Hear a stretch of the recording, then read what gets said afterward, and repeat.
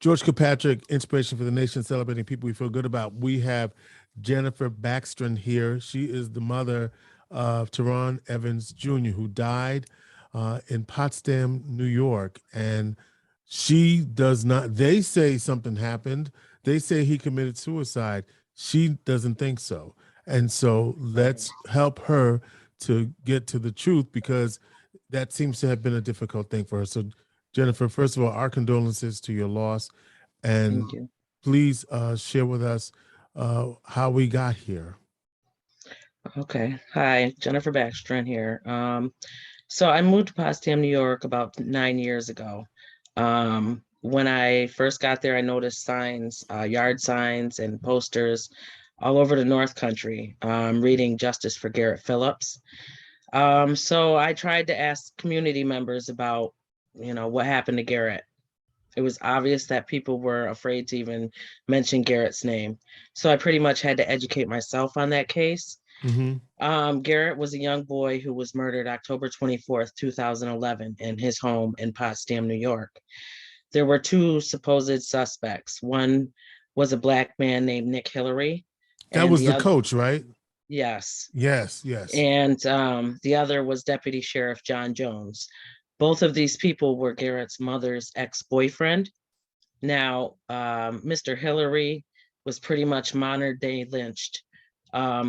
Mr. John Jones, Deputy Sheriff John Jones, he was pretty much allowed to participate in the investigating. There is an HBO documentary called Who Killed Garrett Phillips? So anyways, I educated myself on that. In around September 2019, I messaged Lieutenant Michael Ames from the Potsdam Police Department. He's who I normally contacted for any of my events up there. I had lots of events as far as bullying in schools, gun violence, women's rights, just all kinds of stuff. Nothing that ever directed anything at the police. Okay. Right. So I messaged Lieutenant Ames and I said to him, I pray nothing happens to me or my family, but I'm going to organize this march and protest at the Potsdam Police Department, and invite protesting the fact that there had been no justice for Garrett Phillips' murder. Right. Okay. Right. And the treatment of Nick Hillary. And the treatment of Nick Hillary as a result. Yes. So he said, okay, just come on into the office and meet with me and Police Chief Mark Murray, and we'll go from there. So I went in. I was not invited into the office. We stayed in the lobby and spoke, me and Mr. Ames, Lieutenant Ames, and he told me that that's not how he wanted to spend his Saturday, answering questions from the community about this little boy's death. He also told me that he believed Mr. Hillary was guilty and that he didn't even like Lieutenant John Jones. I don't know why he felt it necessary to tell me that part, but he did. So in October, I started a petition seeking truth and justice for Garrett Phillips. I wasn't very vocal about it at that time. In June 2020, I started Black Lives Matter Potsdam, New York. And I started it not only because of everything that was going on throughout the country, but because of the things that have occurred in Potsdam, New York, were occurring at the time in June 2020 in Potsdam, New York, and St. Lawrence County in general. So June 1st, when I started it, I immediately started speaking about Garrett Phillips' case and the treatment of Nick Hillary. People didn't like that at all. This is a case that has been unsolved for 10 years now, and people don't want to talk about it. It does involve a deputy sheriff, Because he was the ex-boyfriend of the mother, and you think he had, your allegation is he that definitely knows more than he's ever said. He should have been investigated just like Nick Hillary was investigated. I'm not saying he should have been treated bad like Nick Hillary was, but he should have been investigated just like Nick Hillary was, you know. So my son, anyways, Terron Evans Jr. moved to Potsdam, New York, just a couple weeks after I started Black Lives Matter, Potsdam, New York. And from the time he got there, he marched and protested with me throughout St. Lawrence County.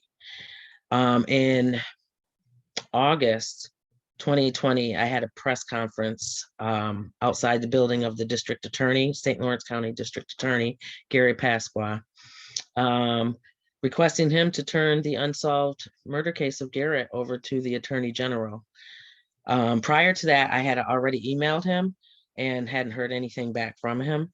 So after, let's go to September 2020, my son started dating a woman. And on January 8th, that woman claimed that my son committed suicide in her home. I later found out she was an informant. Let me go back to October 2020. I sat down and met with the district attorney, requesting him again to refer the unsolved murder of Garrett Phillips to the Attorney General. He said he would run it by his chief ADA and go from there. So on January 8th, 2021, when this informant claimed that my son killed himself, that is the same day actually that the chief ADA resigned. I put my FOIL request in, and through that, I was denied the supposed suicide note reports. There were 5 responding officers. I got 2 reports. I only received 1 redacted body cam video. I didn't get any statements. So they pretty much denied me everything I requested in my FOIL request. They're saying that on January the 8th, he died by suicide. And how do they say what did they say? That he killed himself in the house? And you named the individual, Crystal Kip Hamilton. That's the name of his girlfriend, his ex-girlfriend. They say that he killed himself? Yes, that she and her son, because they both lived in that house, live still in that house. They claim that my son Tehran took over 60 Wellbutrin pills. The autopsy showed no signs of residue in or around his mouth, no signs of throwing up, and his stomach was empty. The toxicology report said a lethal dose of Wellbutrin. So I believe that the truth to his death is being covered up, plain and simple. What do you think totally being? I think they killed my son. I don't know if you were able to listen to the one piece of body cam video that I got, but there's a lot. It tells a lot right there in that 2 minutes and 36 seconds. First of all, the Potsdam police say that there was only 2 Potsdam police that arrived. But in that video, looking from Officer Lavoie's camera, you can see the first responding officer to the right of the vehicle. Mm-hmm. But at the rear of that first vehicle is a plainclothed man reaching into the trunk of that car. He was never mentioned on anything from the police, whoever that third person was. Like I said, this woman is an informant, her and her son. They acted like they didn't know what entrance to go in. They've been to that house many, many, many times. And you say that in your statement, you said that they actually moved his body. You believe that the police moved his body into the bed. Whether it was the police, I don't necessarily think it, right. I think it was Crystal and her son, and maybe whoever that third person is at the rear of that first patrol car. But yeah, by the angle of his body, it does look like he was placed on the bed.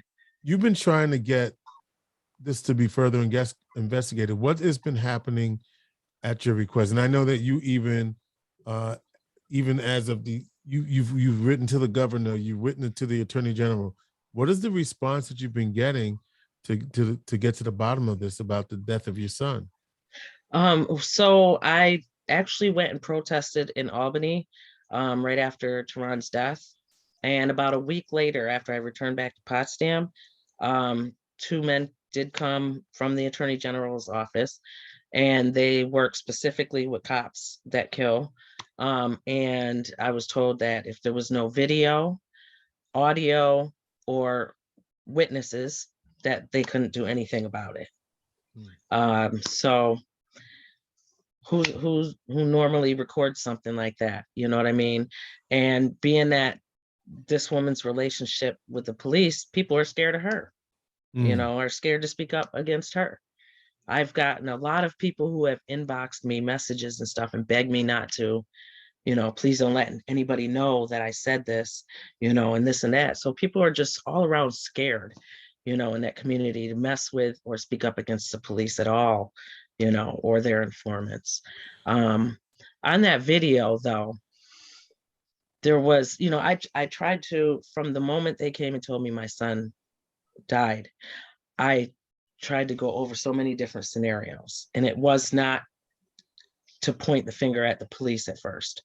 The more I requested things and was denied it, especially the suicide note and the body cam video, the more I watched that 2-minute and 36-second video and saw the differences between when the police were there in that video and the photos of when the sheriffs were there. There are things that are moved. Whoops. Oh no. Can you still see me? Yes. Okay. I'm sorry. I don't know where you went. Then there's a part in there where she is heard saying, "Is he alive?" And if you listen really carefully, you can hear someone say something like either "we're good" or "you're good." And then she asks again, "Is he alive?" And you hear "nope."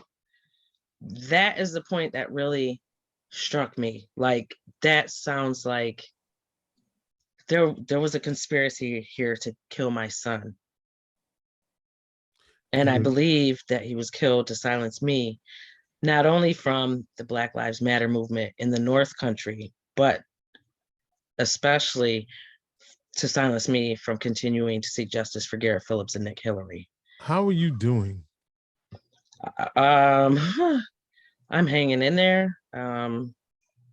This is all I do, really, Because I was going to say, it's one thing to be justice for Garrett, but now it's your own son.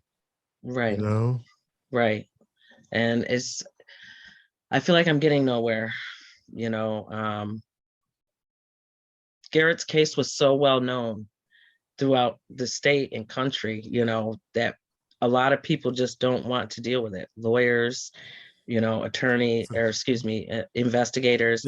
It remains unsolved. And now here you are with your own situation. What can others, you've written to everyone, you've heard the AG, what other stone you think can be unturned? Is it unturned? Stone overturned or whatever. Flipped over. Yeah. I think that, I need to get what I requested, a further investigation of the Potsdam police, particularly this deputy. What's the deputy's name? Well, it would be the Potsdam police and the sheriff's department. Yes, because also Deputy Sheriff John Jones, who I had been calling out since I started the petition for Garrett, he actually showed up at my son's death too. And so when me and my sister and daughter were speaking to the detective from the sheriff's office and was questioning him about why would Deputy Sheriff John Jones be there, and you and everybody else in the sheriff's department know I've been calling this man out, in the case of Garrett. And the detective got mad and walked out the door, and he looked towards the lobby door, and that was our cue to leave, and he slammed the door behind us. And shortly after that, after he closed my son's case, pretty much that day, he retired. So far, 3 people have, 2 have resigned and 1 has retired. So you're basically bringing this to light to as many people as possible in the hopes of. But if you've written to the governor and the attorney general and they haven't responded, is there a And that's the local? thing. I was writing to them before my son's death. What about the local senator in the area Yeah. Uh, or Senator Richie Patty, I spoke to her, mhm. and she basically said that she does not deal with Potsdam. It's another senator. So I've contacted him, tried to contact him, and have not heard anything back from him. I've written to, and that's the thing, just the day before my son's death, I got an Oh, email because I was on the committee for police reform, and that was a really tough situation because being only one of two Black people on that committee, it was kind of scary and nerve-wracking because first of all, nobody in there except for the only two Black people wanted to talk about the problem of why we were there. Everybody else was pretty much in denial. And so myself and the other person of color, we actually resigned from that committee in October 2020. But there was one woman on there the day that we decided we needed for our safety to be off that committee. A woman on that meeting said, well, we have BLM Potsdam and we have the police and in this bubble, and the police's lives are being threatened and this and that, you know. And that was a very unsafe moment for me and Mr. Youngblood. Being that it was, it was live on Facebook, and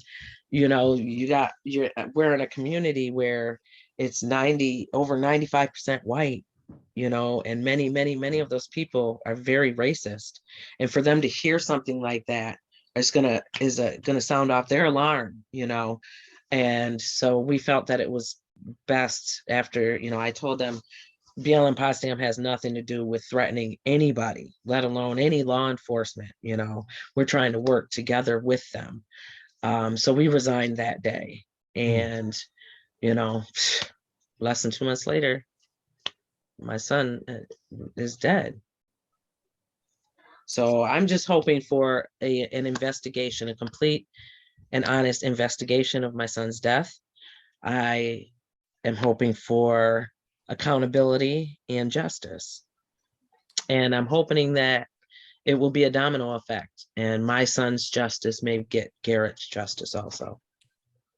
Well, Jennifer Braxton, we do wish you well in your search, and anything that hopefully someone will hear this that will be able to turn over another leaf, Yes. if you will, and get you the answers that you need. Thank you so much for Yes, sharing sir. your truth, and our prayers for you and Tehran. Can I say one more thing? You can, and I want to make sure you get the help and support that you need, because Yes. it's one thing to be fighting for justice for somebody else, but then when it's your own kid, and as a mom, that's something that's a void, and no one knows that pain. I can't imagine what that pain is like. So you can say one more thing. Go ahead. I just want to say that many of the Black Lives Matter groups throughout this country